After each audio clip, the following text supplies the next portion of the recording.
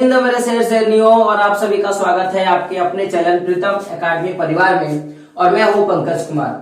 तो जैसा कि हमारा जो क्लासेस चल रहा था, हम लोग बात कर रहे थे हिस्ट्री पे, और वो सेशन क्या था, भूमंडलीकृत विश्व का बनना। यानी कि क्लास 10 का जो चैप्टर है भूमंडलीकृत विश्व का बनना हिस्ट्री में, उसका जो चैप्टर संख्या 3 है, यानी कि हम लोग बात करेंगे अध्याय 3। तो उस टॉपिक पे हम लोग जो है बात कर रहे थे, और उस चैप्टर का जो टॉपिक था पिछला वाला, उस पे हम लोगों ने बात किया था कि कृषि पर वैश्वीकरण के प्रभाव के बारे में, कि कृषि पे वैश्वीकरण का प्रभाव जब आया तो उससे क्या क्या जो चीजें हैं देखने को मिला, किस तरह का बदलाव देखने के लिए मिला, इसके बारे में हम लोगों ने बात किया।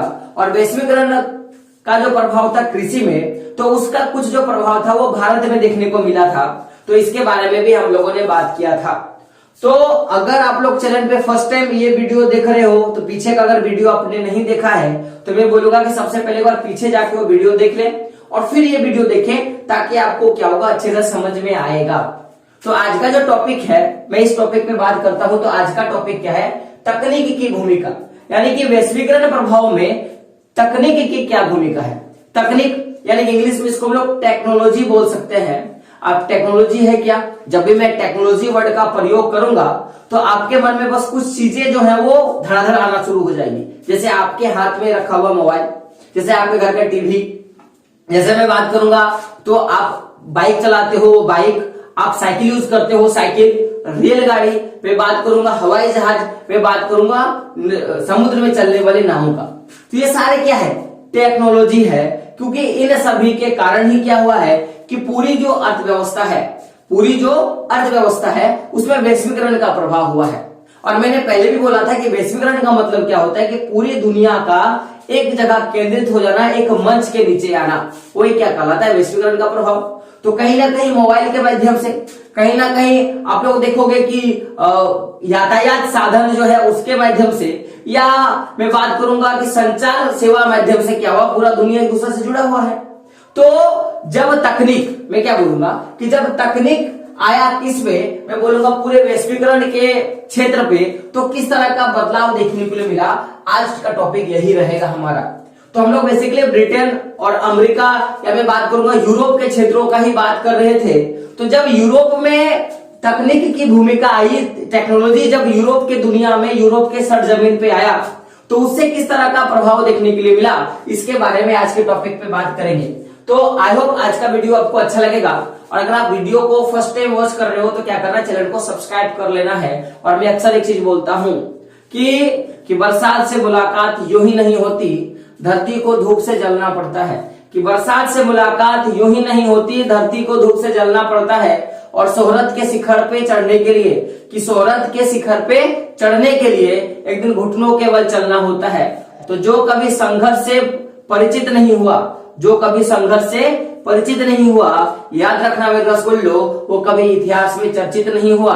तो अगर आपको लगता है कि आप इतिहास में अपना नाम लिखवाना चाहते हो, अगर आपको लगता है कि आपका भी नाम इतिहास में होगा, कोई एक टीचर होगा जो आपके बारे में पढ़ाएगा, और कोई एक ऐसा इंसान होगा जो आपके बारे में पढ़ेगा, अगर ऐसा आपको करना है तो क्या करना पड़ेगा, संघर्ष चखना पड़ेगा, संघर्ष लेना पड़ेगा, संघर्ष करना पड़ेगा मेरे रसगुल्लो। तो आज का जो टॉपिक है तकनीक की भूमिका का, तो मैं इस पे बात करता हूं, तो समझिएगा मेरे रसगुल्लो ध्यान से। तो अगर मैं बात करूं तकनीक की भूमिका का, तो तकनीकी यानी कि मैं बोल सकता हूं कि बदलाव। जैसे सिंपल सा फंड है कि पहले लोग बैलगाड़ी का उपयोग करते थे, लेकिन जब बैलगाड़ी में टेक्नोलॉजी आ गई, जब बैलगाड़ी में टेक्नोलॉजी लगाया गया, तो अब उसकी गति तेज हुई, बैलगाड़ी की जगह आ गया माल ढोने वाले जितने भी गाड़ी होते हैं, उन सभी का विकास होना शुरू हुआ। जब माल ढोने वाले गाड़ी है, जब उनका विकास हुआ तो ट्रेन आ गई। जब ट्रेन का विकास आ गया तो मेट्रो आई। जब मेट्रो का विकास हुआ तो आज आप देख सकते हो ऐसे ऐसे ट्रेन की योजनाएं हैं, बुलेट ट्रेन का बात देख सकते हो, या ऐसे ऐसे और भी बहुत तरह के क्या योजनाएं आपको देखने को मिलेगा। तो जब तकनीक में बदलाव आया तो मैं बोल सकता हूं कि आज जो औद्योगिकरण का आप बात कर रहे हो, या जो वैश्वीकरण का बात कर रहे हो, तो हम लोग बोल सकते हैं कि वैश्वीकरण प्रभाव का आना या वैश्वीकरण का प्रभाव इतने दिनों से जो प्रभाव दिखा रहा है वो तकनीकी बदलावों के बिना मैं बोल सकता हूं कि संभव नहीं था।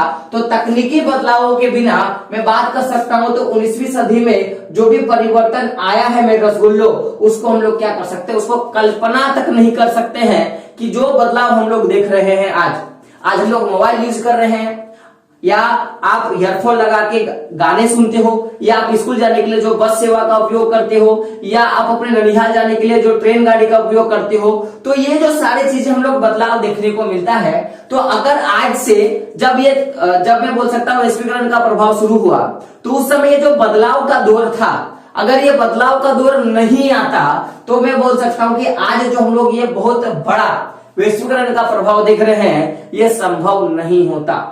तो जब परिवर्तन हुआ तो परिवर्तन का कारण क्या था, मैं बोलना चाहता हूं कि आप मान लो कि जैसा कि कोई क्षेत्र में किसी चीज का परिवर्तन होता है तो उसका बहुत तरह का चीजें होती हैं, जैसे सामाजिक प्रॉब्लम होता है, मैं बोल सकता हूं आर्थिक समस्याएं होती हैं, कुछ राजनीतिक समस्याएं भी होती हैं। तो जब 19वीं सदी आया और 19वीं सदी में इतना बड़ा हम लोग परिवर्तन देख रहे हैं, तो ये परिवर्तन वैश्वीकरण का परिवर्तन है, सबको पता है। तो ये जो वैश्वीकरण का परिवर्तन है आखिर ये क्यों आया, मैं इस पे बात करना चाहता हूं। तो ध्यान से सुनिएगा मेरे दोस्तों, अगर मैं बात करूं परिवर्तन के कारण का, तो ये जो परिवर्तन का बात कर लो या हम प्रगति का बात कर ले, क्योंकि इससे हमें फायदा होता है। तो ये जो प्रगति आती है वैश्वीकरण की प्रगति, ये चोर तरफा होता है, मैं बोल सकता हूं कि चारों तरफ का ये प्रगति होता है। यानी कि इसमें कुछ सामाजिक तत्व होते हैं उनके कारण, कुछ राजनीतिक तत्व होते हैं उनके कारण, और कुछ आर्थिक तत्व होते हैं उनके कारण भी क्या होता है कि तकनीक का या मैं बोल सकता हूं कि वैश्वीकरण के प्रभाव का आना या जाना लगा होता है। जैसे समझिएगा मेरे बातों को कि अब मैं एक गांव से हूं, ऐसे मैं गांव से ही हूं, तो मैं जिस क्षेत्र में रहता हूं यहाँ पे लोग जो होते हैं कपड़े पहनते हैं, पूरा कपड़ा होता है वो पहनता है। तो हमारे पास जो भी टेक्नोलॉजी आएगी उसमें हम लोग बेसिकली इस बात का ध्यान देंगे कि हमारे सामाजिक तौर पे जो कपड़े चल रहे हैं उनको बनाने वाली मशीन आना चाहिए। बात क्लियर है? हमारे यहाँ जो राजनीतिक व्यवस्था है कि लोग यहाँ पे किस चीज को प्राधान्यता देते हैं, उस तरह की चीजों को हम लोग लाने का काम करेंगे, और देन हमारी जो पैसे जितनी अच्छी होगी उतनी कीमती कपड़ों का या उतने कीमती हम लोग क्या करेंगे, वस्तुओं का प्रयोग करेंगे। आपने चीज गौर किया होगा कि वैश्वीकरण का जो प्रभाव होता है वो गांवों से ज्यादा शहरों में होता है। शहरों में आप ज्यादा दुकान देखोगे, शहरों में ज्यादा आप कल का जो भी उद्योग होता है वो देखोगे। तो शहरों में ये जो उद्योग हुआ या शहरों में इतना ज्यादा विकास हुआ, तो इसका क्या कारण है? कारण तो बस एक ही है मेरे रसगुल्लों की। कारण क्या है कि शहर के लोगों की जो सामाजिक विचार है वो अलग है, गांवों से थोड़ा हटके है। शहरी लोगों की जो राजनीतिक प्रवृत्ति है वो थोड़ा अलग है, वो लोग जिसको मानते हैं। तो आप देख सकते हो क्या चीज है। और शहर के लोगों की जो आर्थिक स्थिति होती है वो ग्राम से क्या होती है, ज्यादा अच्छी होती है। तो ग्राम के मुकाबले शहरों में ये जो वैश्वीकरण का प्रभाव होता है ये ज्यादा देखने को मिलेगा। तो कभी अगर क्वेश्चन आएगा मेरे रसगुल्लो कि वैश्वीकरण के परिवर्तन का या मैं बोल सकता हूं कि ये जो तकनीकी बदलाव आ रहा है, इस तकनीकी बदलाव के क्या क्या कारक है, तो पहला कारक क्या बोलोगे, सामाजिक कारक, दूसरा क्या बोलोगे, राजनीतिक कारक, और तीसरा क्या बोलोगे, आर्थिक कारक। तो मैं बोल सकता हूं कि तकनीकी बदलाव के टोटल 3 कारक है, एक सामाजिक, राजनीतिक और आर्थिक कारक। तो अब उदाहरण पे बात करते हैं, क्योंकि मेरे बहुत से रसगुल्ले हैं बिना उदाहरण के वो लोग मानते नहीं है। तो उदाहरण जो होगा वो बेसिकली हम लोग किस पे बात करेंगे कि इतिहास पे। तो आपको पता है कि भारत में औपनिवेशिक जब आया, कि भारत में जब औपनिवेशिक लोग आए, यानी कि भारत को जिन लोगों ने गुलाम किया, तो ये लोग तो आए थे, ये लोग व्यापार करने के लिए आए थे, और व्यापार करने के लिए आए थे। बाद में यहाँ की जो राजनीतिक प्रणाली है, जो सामाजिक जो चीजें देखने के लिए मिला, और जिस तरह का आर्थिक चीजें यहाँ पे देखने के लिए मिला, उसको देखते हुए और हमारे सूझबूझ को देखते हुए इन्होंने बोला कि ये लोग तो मूर्ख हैं, इनको हम आराम से क्या कर सकते हैं, पागल बना सकते हैं, इनको अपने वश में कर सकते हैं। जैसा कि हुआ पूरे क्षेत्र में क्या हुआ कि मैं बोल सकता हूँ कि औपनिवेशीकरण जो भावना है वो आया। तो जब औपनिवेशीकरण भावना आया तो इससे हम लोग केवल गुलाम नहीं हुए, कहीं ना कहीं उनके चक्कर में हमारे पास ये जो वैश्वीकरण का प्रभाव है ना उनके साथ साथ आया। तो जब वो लोग जब आए तो उन्होंने क्या किया, व्यापार करने के लिए यातायात का, यानी कि जो भी रोड का बात करते हो या जो भी आप रेलवे लाइन का बात कर रहे हो, तो यातायात का और जो परिवहन है, जो यातायात है और जो परिवहन है, उसमें कहीं ना कहीं भारी सुधार हुआ। क्या हुआ? बहुत भारी सुधार हुआ। तो अगर कभी क्वेश्चन आएगा कि औपनिवेशीकरण का, क्वेश्चन क्या आएगा मेरे उसको ध्यान से सुनिएगा कि औपनिवेशीकरण का, किसका? औपनिवेशीकरण का तकनीक के बदलाव में किस तरह की भूमिका है, तो आप लोग क्या बोलोगे कि यातायात और परिवहन में जो ये भारी जो हम लोग बदलाव देख रहे हैं, जो सुधार देख रहे हैं, ये कहीं ना कहीं औपनिवेशीकरण का ही प्रभाव है। जैसे समझिएगा कि आज हम लोग तेज चलने वाली जो भी रेलगाड़ी का उपयोग कर रहे हैं, इनको बनाने का भी तो श्रेय इन्हीं लोगों को जाता है। या पहले जो बोगियां होती थी, जो रेलगाड़ी में प्रयुक्त होने वाली जो बोगियां होती थी, वो बहुत ज्यादा भारी होता था, लेकिन इन्होंने क्या किया, उसको भार को उनको कम करने का काम किया। उसका भी क्या कारण है मैं बात करूंगा। या जो भी जल पोते होते हैं, यानी कि जो भी नाव होते हैं, उनका आकार बड़ा करने का भी काम किन्होंने किया, तो औपनिवेशीकरण के दौरान या औपनिवेशिक लोगों ने किया। तो समझिएगा कि अगर पहले तो लोग यहाँ पे व्यापार करने के लिए ही इंडिया आई थी, तो जब वो लोग व्यापार करने के लिए आया था तो इनका मानना था कि हम ज्यादा से ज्यादा क्या करेंगे, वस्तुओं को उत्पादन करने के लिए अपने देश को लेके जाएंगे। तो उनके लिए इन्होंने क्या किया कि सबसे पहले कि जहां जहां चीजों का निर्माण होता है वहां से रेलवे लाइन को बंदरगाहों तक पहुंचाने का काम किया, जो भी बंदरगाहें थी। तो उसके लिए क्या किया, तेज चलने वाली रेलगाड़ी बनाएगी। साथ में अब अगर रेलगाड़ी का जो बोगी होता है, अगर वही बहुत ज्यादा भारी होगा तो वो ज्यादा लोड को खींच नहीं पाएगा। इसके लिए जितने भी बोगियां बनाई है, उनको भार को कम करने का भी काम किसने किया था? औपनिवेशीकरण के लोगों ने किया। साथ में जो भी जल पोते होते हैं, यानी कि जो भी नाव होते हैं, उनमें ज्यादा मात्रा में सामान जाए, इसके लिए उन्होंने क्या किया कि नाव के आकार को बढ़ाने का काम किया। तो कभी अगर क्वेश्चन आएगा तो ये बात तो आपको समझ में आएगा। तो औपनिवेशीकरण जब आया तो इन्होंने यातायात और परिवहन में भारी सुधार किया। तो इसका बस एक ही मेन कारण था कि ये लोग जो तेज चलने वाली जो रेलगाड़ी बनाई या बोगियों का भार कम किया गया, या जो जलपोत थे उनको उनका आकार बड़ा किया गया। तो इसका क्या कारण था? बस इसका कारण दो था। पहला कारण क्या था कि कोई भी उत्पाद, अगर कोई भी उत्पाद हो रहा है या किसी भी उत्पाद को इनको क्या करना था कि खेतों से उठाना था और जो दूर दूर के जो बाजार है वहां तक ले जाके बेचना था। इनका पहला मकसद था औपनिवेशिक लोगों का। और दूसरा क्या था कि ये लोग कम लागत पर और ज्यादा आसानी से क्या कर सकते थे, उन उत्पादों को बाजारों तक क्या कर सकते थे, पहुंचाया जा सकता था। इनके लिए इन्होंने क्या किया, इस तरह का परिवर्तन जो है किया। तो हम लोगों ने क्या बोला, पहला समझेगा कि किसी भी उत्पाद को खेतों से दूर दूर के बाजारों तक पहुंचाने का, या उसको कम लागत में, क्योंकि आप मान लो कि एक ट्रेन होता है, उसमें बहुत ज्यादा बोगियां होती हैं। तो जब वो ट्रेन जाएगा तो एक ऐसे बैलगाड़ी के मुकाबले वो ज्यादा लोड लेके जाएगा। तो क्या हो, कम लागत में पहला बात कि वो लेके जाएगा। आज भी देख सकते हो कि सबसे सस्ता रेल ही देता है। अगर हम लोग अपने क्षेत्र से, अगर मैं अपने स्टेशन से मैं धनबाद जाता हूं ना, तो उसके लिए मुझे 10 रुपए का किराया देना पड़ता है। लेकिन मैं वही अगर मैं जो टेम्पो होता है या ऑटो होता है उस पर मैं जाता हूं तो मुझे 40 रुपए का टिकट लगता है। तो मैं ट्रेन से ही सफर करूंगा।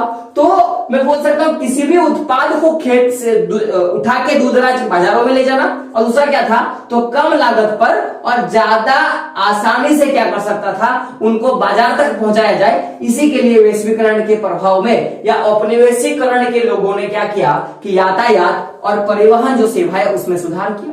तो क्वेश्चन कभी आएगा कि औपनिवेशिक लोगों ने परिवहन या यातायात सेवा को भारी तरह से सुधार किया, उसका क्या कारण था?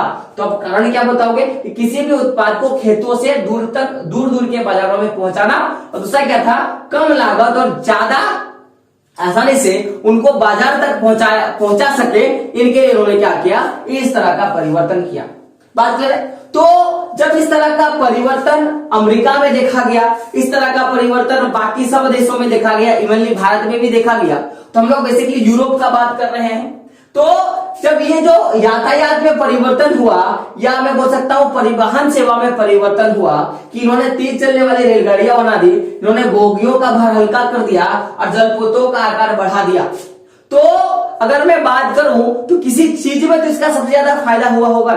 तो ये अगर मैं फायदा का बात करूं तो सबसे ज्यादा फायदा इस परिवर्तन के कारण जो मांस उत्पादक जो व्यापार था, यानी कि जो लोग मांस का व्यापार करते थे, जो लोग मांस का उत्पादन करके व्यापार किया करते थे, उन लोगों को इस परिवर्तन से यातायात और परिवहन में जो सुधार हुआ, इससे इनको काफी ज्यादा फायदा हुआ। तो रसगुल्लो ध्यान से सुनिएगा कि आखिर यह फायदा हुआ क्यों, इस पे बात करते हैं। तो कुछ तो था तब ना, तब जाके फायदा हुआ, क्योंकि हम लोग ग्रॉस प्रॉफिट जानते हैं कि कुछ रुपया तो लगाए होंगे पहले ना, तब ना जाके मुझे प्रॉफिट मिला। तो ये लोग तो कुछ तो काम पहले करते होंगे, तभी ना जाके बाद में कुछ फायदा हुआ। तो समझिएगा मेरे रसगुल्लो, तो हुआ ये था कि 1870, डेट याद रखिएगा, 1870 का जब दशक चल रहा था, 1870 का जो दशक, यानी कि 1870 से लेके 1880 का बात हम लोग कर रहे हैं। तो उस समय अमेरिका से क्या होता था कि यूरोप को मांस जो है निर्यात नहीं किया जाता था। लेकिन लोग मांस उत्पादन का बात कर रहे हैं, तो अमेरिका से क्या होता था, यूरोप को मांस, केवल मांस का मैं बात कर रहा हूं, मांस का निर्यात नहीं किया जाता था। बल्कि इस समय बात करेंगे तो जो जिंदा जानवर होते हैं, यानी कि जानवर उस समय जिंदा होते थे, तो जो जिंदा जानवर है वो अमेरिका से यूरोप जो है वो भेजा जाता था। अब मांस का कैसे उत्पादन हुआ भाई, कि अगर अमेरिका वाले लोग यूरोप को क्या किया, मांस नहीं दिए, उनको क्या किया, जिंदा जानवर दे दिए। और यूरोप के लोग क्या करते थे, जिंदा जानवर ले जाके यूरोप में रखते थे, और जिनको भी मांस चाहिए वो क्या करते थे, उनको काट देते थे, और काट के क्या करते थे, उनका उपयोग करते थे। तो 1870 के दशक में क्या होता था कि अमेरिका के लोग क्या करते थे कि जिंदा जानवर को यूरोप में भेजने का काम करते थे, यूरोप निर्यात करने का काम करते थे, और साथ में क्या करते थे, निर्यात तो कर लिए, और साथ में वो जो मांस होता था वो जिंदा होता था, यानी कि जानवर क्या होता, जिंदा होते थे। अब जैसे बकरा है तो उसको काट के नहीं लेके जाता था, क्योंकि उस समय वो टेक्नोलॉजी थी नहीं कि अगर मांस को काट के एक दिन से ज्यादा रख देंगे तो खराब हो जाता है, होता ही, आप नहीं जानते हो, ये चीज खराब हो जाता है। तो ऐसा कोई उनके पास सिस्टम ही नहीं था कि जिससे वो मांस ज्यादा दिन तक क्या रहे, ताजा रहे। तो फिर क्या करेगा, दिक्कत होता था। तो जब ये तकनीकी परिवर्तन आया तो 1870 के दशक के समय तक हम लोगों ने देखा था कि जो निर्यात होता था मांस का, कहां पे, यूरोप के देशों में, तो उस समय जानवर जो होते उनको जिंदा ही क्या कर दिया जाता था, भेज दिया जाता था। तो इससे इनको बहुत तरह का समस्या था कि जानवर जिंदा जा रहा है और तकनीक था नहीं, तो इनको बहुत ज्यादा जो होता है प्रॉब्लम होता था। तो ये प्रॉब्लम क्या क्या था, इस पे बात करते हैं। तो ये जो समस्याएं थी मेरे गुरुजी, मैं इस पे बात करता हूं। तो अगर मैं पहला नंबर समस्या का बात करूं तो जो भी जिंदा जानवर होता है वो पहला बात की भाई ज्यादा जगह घेर लेगा। आप देखते हो, आप अपने पूजा में बकरा लाते हो या अपने पूजा में जो भी आप मांस मछली का बात करते हो, खाते हो, तो वो जगह ऐसे मांस के स्थान को ज्यादा जगह घेरता है, आपको पता है। तो ये समस्या पहला क्या था कि जिंदा जानवर क्या करता था, बहुत ज्यादा जगह घेर लेता था। कि अगर मान लो कि कोई आदमी अमेरिका से यूरोप जो है वो जानवरों को भेज रहा है मांस के उत्पादन के लिए, मांस के व्यापार के लिए, तो अगर एक ट्रक जा रहा है तो उसमें मांस ज्यादा जाएंगे कि जानवर ज्यादा जाएंगे। अगर किलो के भाव में बात किया जाए तो मांस जो है वो जानवर से ज्यादा जाएंगे, क्योंकि मैं चाहूंगा तो पूरा जो ट्रक होगा मैं उसको भर दूंगा, लेकिन मैं अगर पूरा ट्रक में अगर मैं जानवरों को भी भरूं तो भी जगह जो है बच जाएगी। कारण क्या है, उनका साइज जो होता है वो बड़ा होता है मेरे रसगुल्लो। तो जब जिंदा जानवर को क्या किया जाता था कि अमेरिका से यूरोप जब ट्रांसफर किया जाता था व्यापार करने के लिए, तो पहला बात कि जानवर क्या करते थे कि ये लोग बहुत ज्यादा जगह घेर लेते थे, जिसके कारण ये लोग चाहे बोट से हो, ये लोग बोट से अगर समुद्री रास्ता तय करते तो इनको क्या होता है, इनको बहुत ज्यादा दिक्कत होता है, क्योंकि ये लोग जो लंबा जो दूरी तय कर रहे हैं और उसके लिए ये लोग क्या कर रहे हैं कि जानवर को लेके जा रहे हैं, तो वहां पे दिक्कत ये होता है कि लोग ज्यादा मात्रा में जानवर को लेके नहीं जा पाते, पहला प्रॉब्लम। दूसरा प्रॉब्लम क्या था कि जो सफर था वो लंबा हो जाता, तो लंबा होने के कारण बहुत से जानवर जो होते हैं वो क्या होते कि वहीं पे मर जाते थे, उस बोट पे या नाव पे ही क्या होते थे, मर जाते थे। ये दूसरा कारण था। तीसरा कारण क्या था कि अब बहुत से ऐसे भी जानवर थे ना जो लंबे समय से सफर के कारण बीमार पड़ जाते थे। क्या होता था, बीमार पड़ जाते थे। तो पहला क्या था कि जिंदा जानवर क्या होता था कि ये लोग बहुत ज्यादा जगह घेरता था। तो पहला समस्या क्या था, जगह का समस्या था, व्यापार के लिए जगह का समस्या आया तो निर्यात में। दूसरी समस्या क्या था कि जानवर जो होते हैं वो लंबा सफर के कारण मर जाता था, तो मर गया तो उसका तो उपयोग होगा नहीं, तो उसको वहीं पे फेंक देता था, पहला समस्या। दूसरा समस्या, तीसरा समस्या क्या था कि जानवर जो है बीमार पड़ने लगता था, तो वो भी एक समस्या था। अब लंबा सफर जो अब मैं बोल सकता हूँ कि लंबा सफर तय किया तो उनको खाने में भी कटौती हुई, तो जब खाना में कटौती होगा तो कहीं ना कहीं उनका जो वजन होगा वो भी घट जाएगा। तो इस तरह का क्या हो गया, बहुत तरह का समस्या आया। तो जब इतना तरह का समस्या आया तो बहुत से ऐसे जानवर थे जो इतने मरीर हो चुके थे कि वो खाने की भी लायक नहीं बचते थे। तो मैं बोल सकता हूं कि इन कारणों के कारण की जगह नहीं बचा। पहला क्या हो गया, जगह नहीं बचा। दूसरा क्या हुआ कि सफर लंबा होने के कारण बहुत से जानवर मर गए। उसके बाद क्या हुआ कि बीमारी भी बहुत जानवरों को बीमार भी हो जाते थे। बहुत से लोग का वजन घट जाता था और बहुत ऐसे लोग थे जो खाने लायक नहीं था। तो इस कारण से जो भी लोग मांस का उत्पादन करते और उसको बेचने का काम करते, उनको क्या होने लगता था, उनको घाटा होने लगता था। क्या होता था, घाटा होता था। तो अब कोई व्यक्ति थोड़ी ना चाहेगा कि उसको घाटा हो, कभी नहीं चाहेगा कि उसको क्या हो, घाटा हो। तो जब ये जो समस्या आया कि इन चीजों की समस्या आई, ये जो समस्या आई, तो इससे कहीं ना कहीं मैं बोल सकता हूं कि पहले बात तो कि कम जो है वो मांस का उत्पादन हो पाएगा, क्योंकि जानवर कम जा रहा है, बच कम रहा है, ज्यादा मर जा रहा है। तो उससे कहीं ना कहीं मांस जो है वो एक महंगा खाना बन चुका था। यानी कि मैं बोल सकता हूं कि मांस का जो खाना था एक प्रकार का यूरोप के लोगों के लिए एक तरह का महंगा सौदा था। अब अगर ये महंगा सौदा बन गया तो जो यूरोप की जो गरीब जनता है, वो जो यूरोप की जो गरीब जनता है उसके पहुंच से क्या होता था, मांस जो है वो बाहर होता था। क्या होता था, मांस जो उसके पहुंच से बाहर होता था। तो कहीं ना कहीं यूरोप के ऐसे ही लोग मांस को खा पाते जो क्या होते, जो अमीर होते, और जो गरीब लोग वो मांस नहीं खा पाते। तो जब इनकी कीमत जब बढ़ने लगी, कारण क्या समझेगा कि उत्पादन कम हो रहा है। तो उत्पादन जब कम हो रहा है इन कारणों के कारण, तो दाम जो था क्या इसका महंगा हो गया। क्योंकि हम लोग जानते हैं इकोनॉमिकल फैक्ट है कि अगर कोई किसी वस्तु का उत्पादन कम हो रहा है और उसका मांग है तो उस वस्तु का जो रेट होगा वो ज्यादा होता है।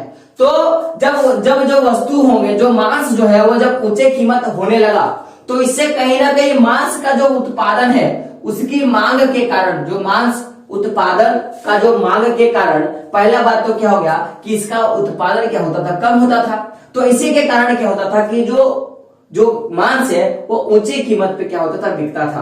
तो कभी क्वेश्चन आएगा कि मांस जो है वो ऊंची कीमत पे क्यों बिकता था, तो आप क्या बोलोगे कि मांस का जो उत्पाद है उसकी मांग जो है वो ज्यादा थी और जो उत्पादन था वो कम था, इसलिए इसका मांग क्या ऊंचा हो गया। देख रहे हो कि उत्पादन कम होने का कारण क्या था, उत्पादन कम होने का कारण था कि वो जिंदा जानवर को लेके आते थे। पहला बात आप समझिएगा कि जब तकनीक का प्रभाव आया, जब तकनीक का प्रभाव इस मांस के व्यापार पे आया, तो कुछ ना कुछ तो चेंजेस हुआ। तो चेंजेस के बारे में बात करते हैं। तो समझिएगा कि पहले लोग नाव से यहां तक का सफर तय करते थे, अमेरिका से यूरोप आने का सफर जो तय करते थे।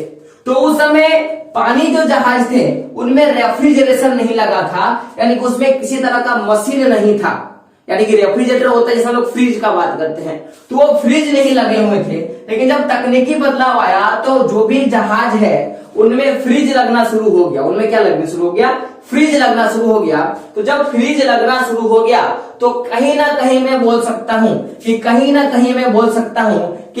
पानी के जहाजों में फ्रिज लगने से जो जल्दी खराब होने वाली जो चीजें थी, ऐसे चीजें जो जल्दी खराब हो जाती, उनको क्या कर सकते थे, उनको लंबे यात्राओं पर भी हम लोग क्या कर सकते थे, ले जा सकते थे। जैसे मेरा बोलने का मतलब है कि हो सकता है कि कोई ऐसा बकरा था जो मैंने लोड किया गाड़ी पे और कुछ दिनों के बाद वो बीमार पड़ गया या उसकी सेहत खराब हो गई। तो पहले मैं क्या कर सकता हूँ, उसको मैं जब सेहत खराब ना हो उससे पहले मैं क्या कर सकता हूँ, उसको काट सकता हूँ और काट के जो उसका मांस होगा मैं उसको क्या कर सकता हूँ, फ्रिज में रख सकता हूँ, तो लंबा समय तक के लिए रह सकता है।